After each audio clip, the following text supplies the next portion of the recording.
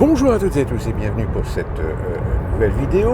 Oui, vous avez remarqué que Monsieur Gillette est passé par là. Ce qui s'est passé ces 72 dernières heures est très intéressant parce que finalement, ça résume bien ce que j'essaie d'expliquer d'une manière générale sur le fait qu'ils sont dans la merde. Qu'ils sont au bout du bout dans le système. Vous avez sans doute entendu parler, vous avez sans doute entendu les médias vous dire que Joe Biden a fait une proposition de cessez-le-feu dans le conflit israélo-palestinien. C'est génial, c'est super, puis ça permet comme ça à Biden, enfin, de redorer un petit peu son image auprès de son électorat. Sauf que, chose quand même étrange, c'est que,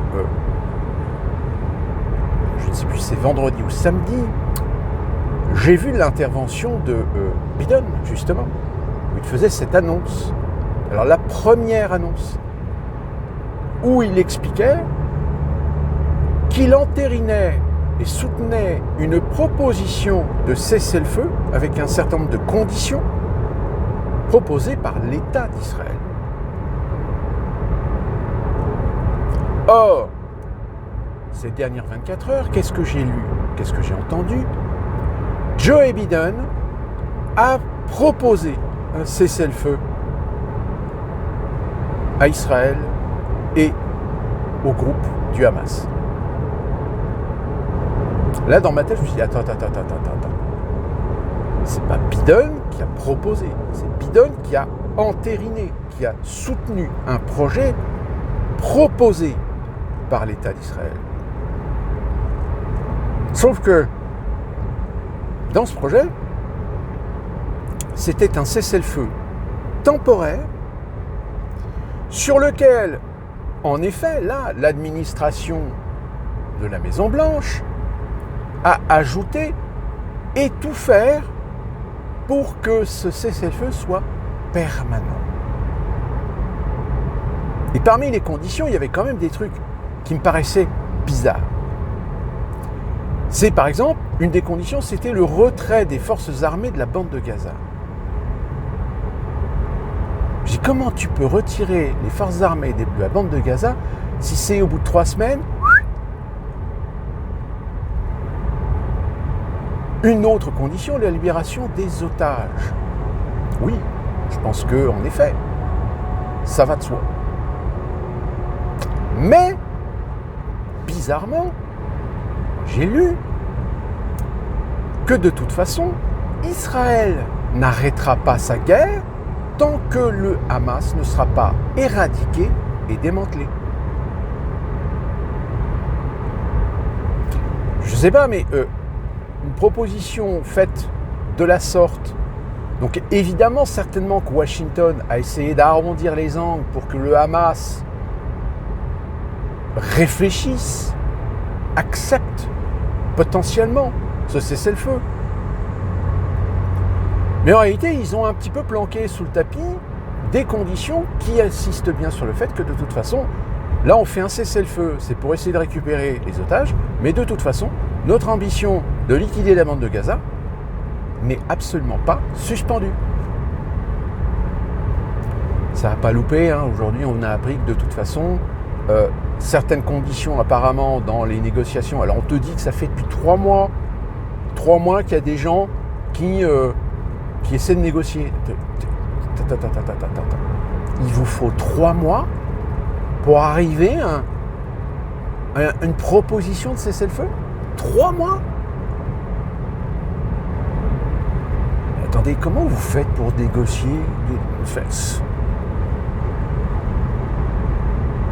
une semaine, 2 semaines encore, histoire de rencontrer les différents acteurs importants de chaque côté, etc., pour essayer de trouver un terrain d'entente. Puis même, je veux dire, avec les outils de communication qu'on a aujourd'hui, je veux dire, dès que tu as une amicroche, hop, un petit coup de fil, machin, voilà, moi j'ai telle proposition qui n'est pas acceptée par tel camp, et qu'est-ce que vous proposez? Je veux dire, mais pas 3 mois. Qu'est-ce que c'est que ce bordel? Ah bah oui, c'est sûr, si vous faites de la technocratie, de la bureaucratie, bah c'est sûr que ça va durer 3 mois. Mais 3 mois pour discuter pour un projet de cessez-le-feu dont on sait pertinemment que de toute façon, il ne sera jamais accepté.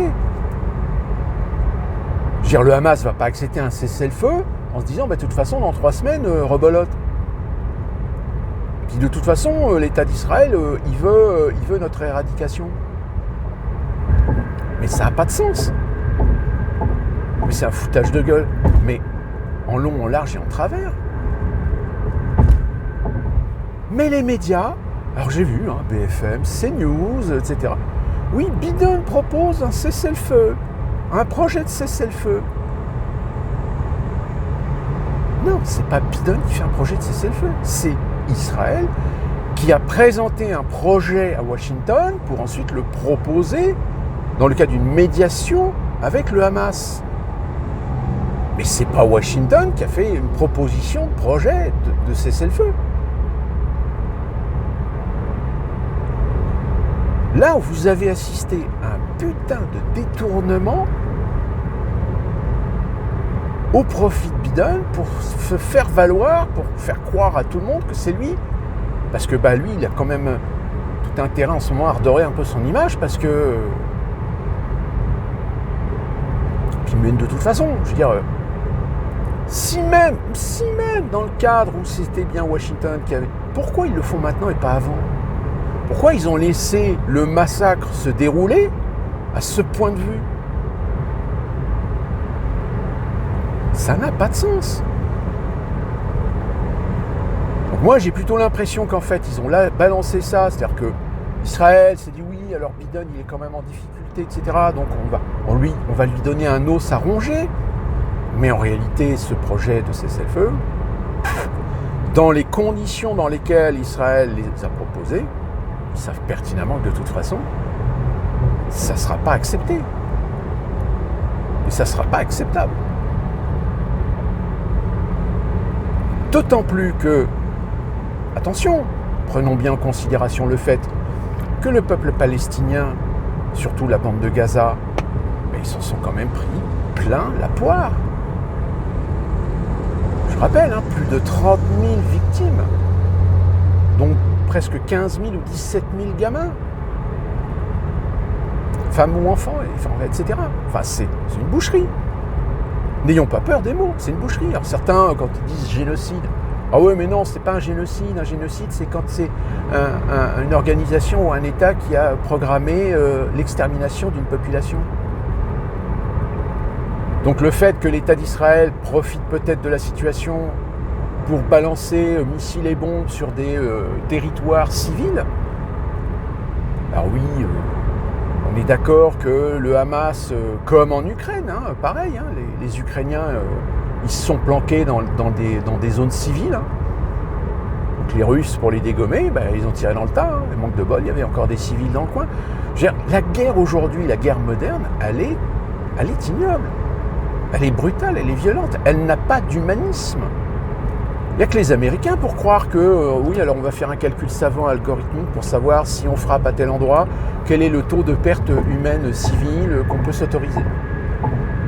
Oui, parce que les Américains, ils ont quand même une opinion qui pourtant, malheureusement, a été quand même informée, a été mise au courant quand même de certains faits, surtout pendant la guerre en Irak, en Afghanistan, etc. Donc, l'idée de la guerre propre, telle que les Américains l'ont conçue, encore une fois de plus, c'est de la manipulation d'opinion.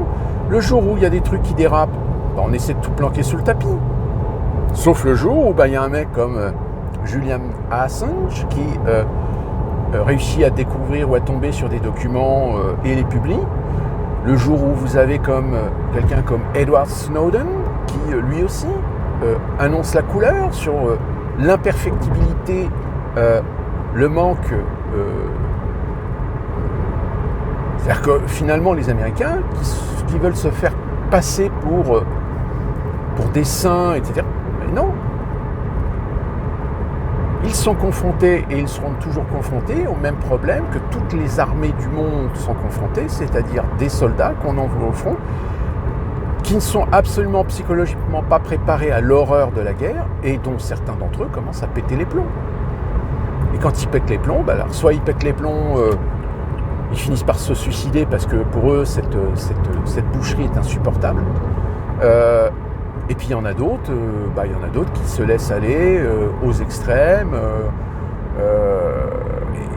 Et voilà. Et bien sûr, on accuse l'armée russe, on accuse l'armée ukrainienne de toutes ces horreurs, mais comme je vous le dis, il n'y a pas d'armée dans un théâtre opérationnel où, en son sein, il n'y a pas des gens, il n'y a pas des soldats qui finissent par péter les plombs.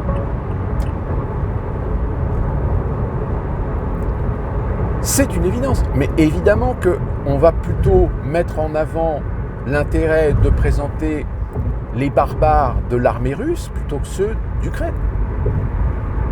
Donc, le problème du conflit israélo-palestinien, c'est que l'État hébreu jongle justement sur la barbarie de l'acte terroriste du 7 octobre du Hamas, donc pour engendrer tout l'émotionnel, toute la terreur que ça peut engendrer dans l'opinion, et même européenne, Et de l'autre, vous avez le Hamas, qui est un groupe armé que nous considérons comme terroriste, mais qui n'a pas les moyens matériels, logistiques, stratégiques de l'armée de Tsahal. Donc ils se battent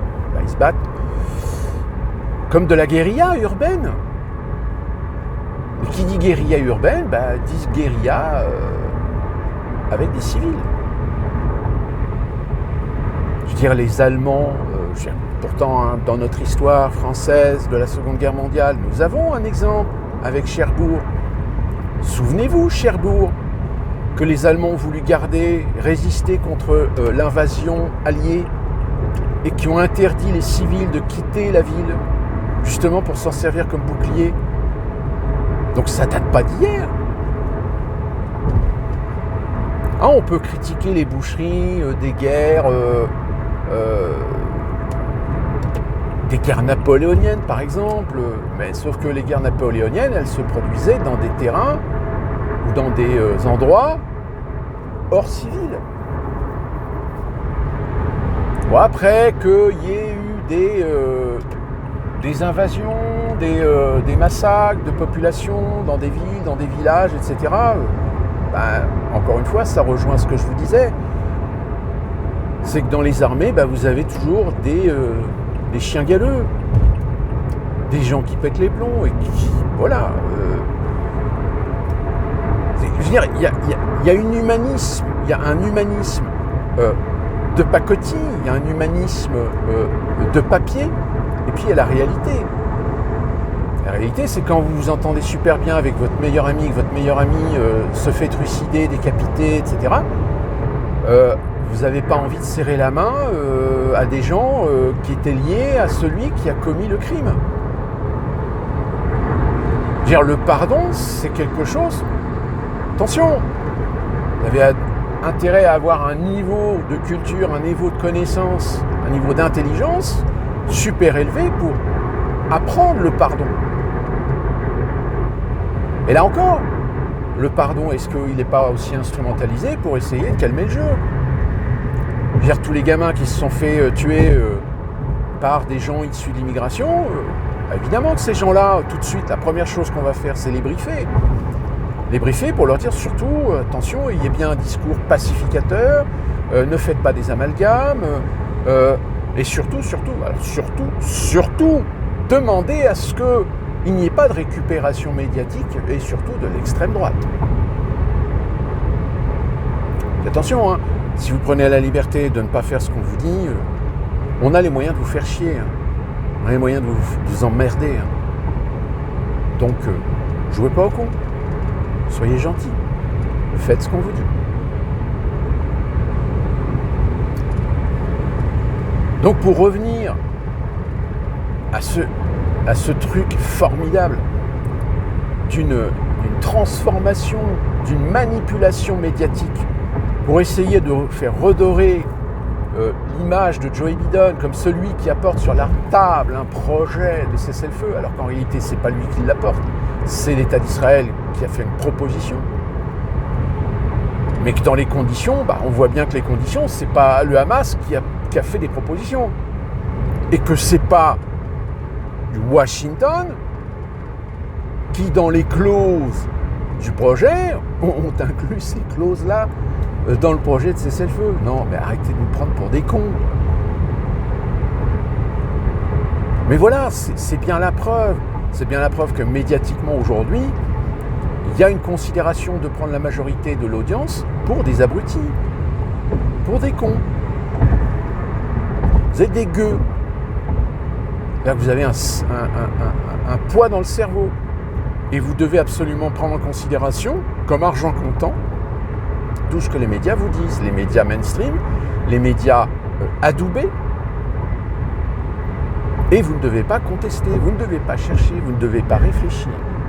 Vous ne devez pas contester ou remettre en question l'affirmation médiatique. Puisque l'affirmation médiatique est faite par des journalistes qui ont une certaine éthique. Et évidemment, si dans des médias, des gens disent le contraire, c'est forcément des médias d'extrême droite. Donc il y a un moment donné, si vous voulez, ça se voit, ça commence à se voir. Quand vous avez une responsable de France Télévisions qui dit non, France Télévisions n'est pas de gauche. Ah, bien sûr que France Télévisions n'est pas de gauche. En revanche, les gens qui travaillent pour France Télévisions entérinent une idéologie de gauche. Voire même sa présidente, Madame Ernotte, qui de temps en temps se laisse aller à quelques idéologies wokistes. Ce n'est pas la nature profonde même d'un organisme. Ce sont les gens qui en sont les tenants et les aboutissants. Exactement comme les dirigeants. Les dirigeants, quand ils prennent des décisions qui vont à l'encontre des intérêts et des droits fondamentaux du peuple, ils le font de leur propre chef. Ils le font guidés, motivés par des ambitions, par des demandes, par des influences. Un vrai responsable politique sur des choses importantes, il consulte le peuple, il fait des référendums. Or, vous savez qu'en France, les référendums, vous n'en aurez plus, c'est fini. Puisque le processus engagé, c'est d'asservir la France à l'Union européenne, tout du moins au fédéralisme européen. Et je vous rappelle que même CNews ne parle pas du projet de révision des traités européens. Donc quand j'entends des gens dire oui, CNews est une chaîne d'extrême droite, mais j'en dis mais vous êtes cons à un point inimaginable. Là, il y a un sondage apparemment qui est sorti qui dit 64 ou 68% des auditeurs de CNews votent pour l'extrême droite. Ah. Au fait, le panel, c'est combien le panel là ? Combien ? 500 personnes ? Donc vous avez décidé sur 500 personnes que c'est 68% des millions de Français qui regardent CNews qui votent extrême droite.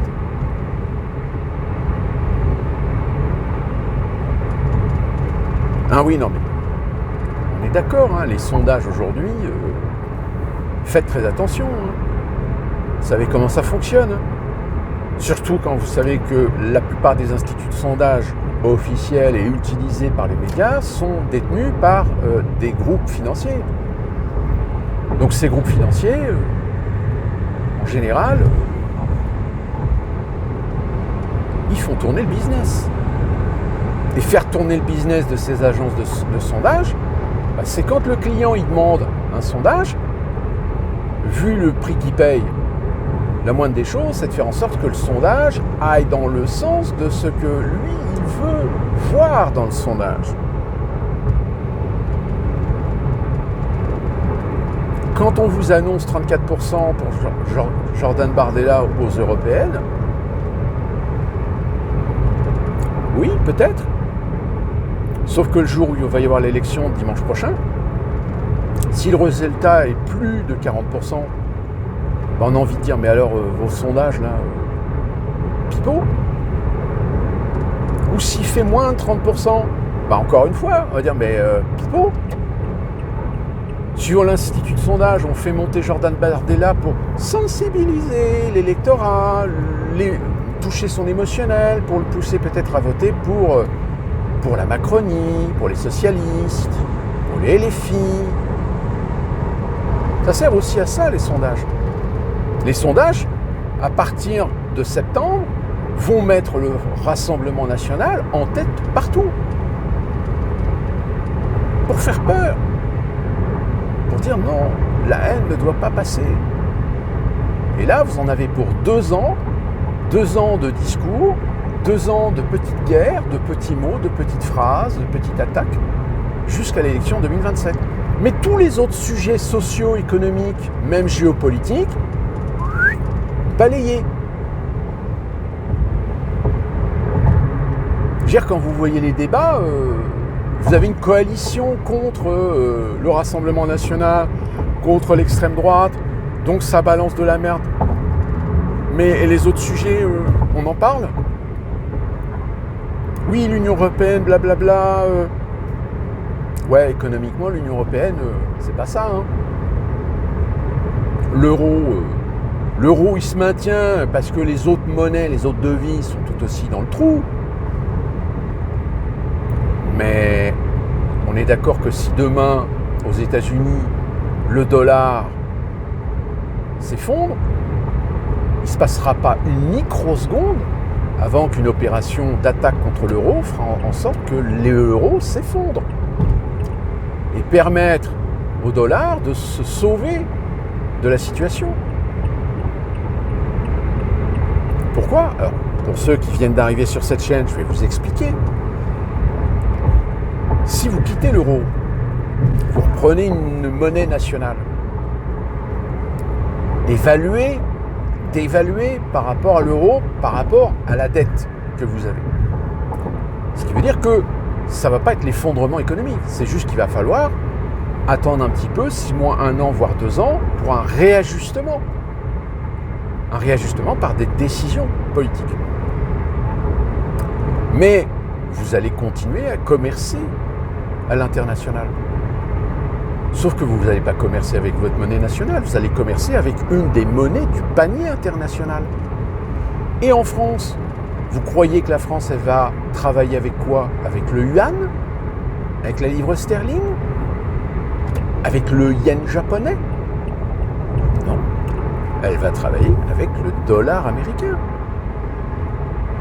Et si l'euro s'effondre, tous les pays de l'Union européenne, les 27 pays de l'Union européenne, les Allemands en premier, parce que les Allemands, attention, hein, eux, tout est prêt pour faire la bascule si demain l'euro s'effondre.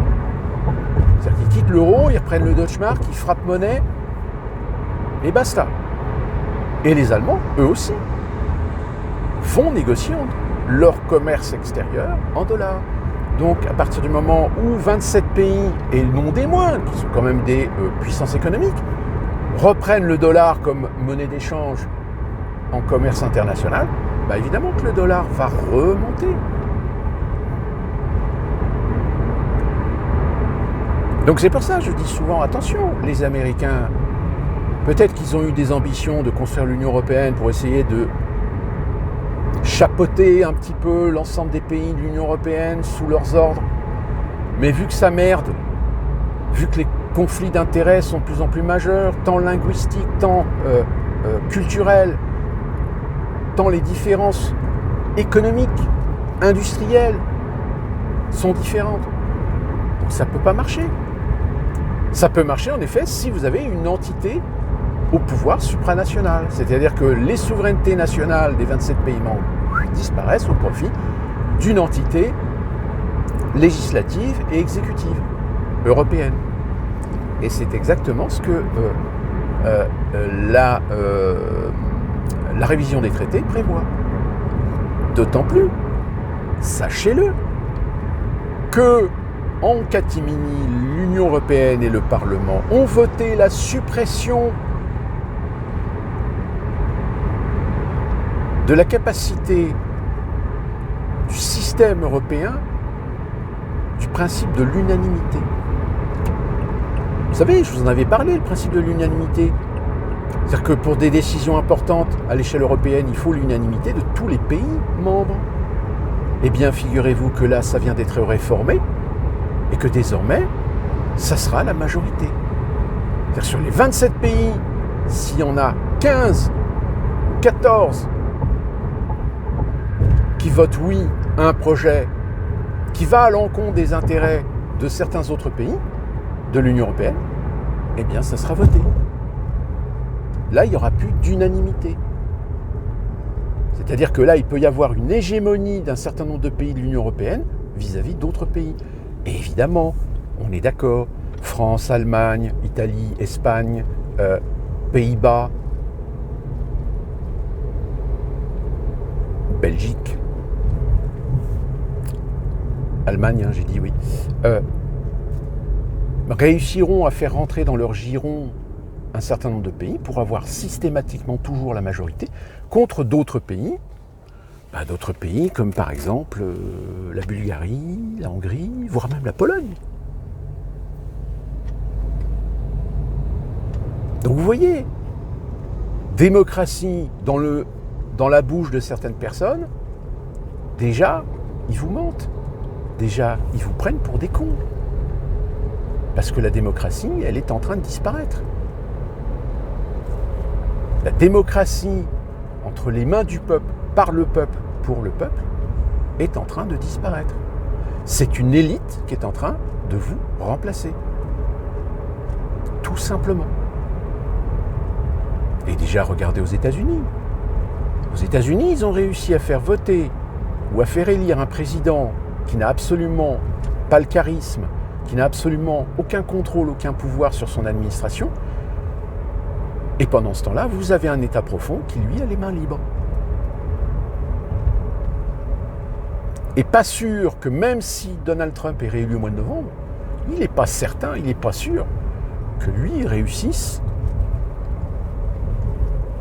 à combattre ce qu'il avait voulu combattre déjà lors des 4 ans où il était à la Maison-Blanche, parce que cette entité est tellement puissante, tellement infiltrée partout dans l'administration américaine que bon courage.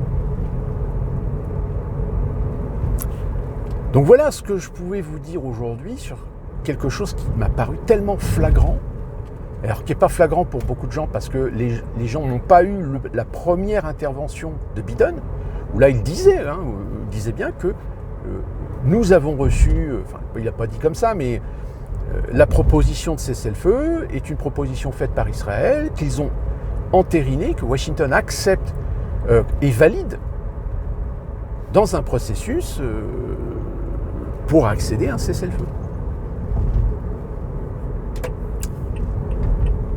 D'ici là qu'on se retrouve pour une prochaine vidéo, que puis-je vous dire?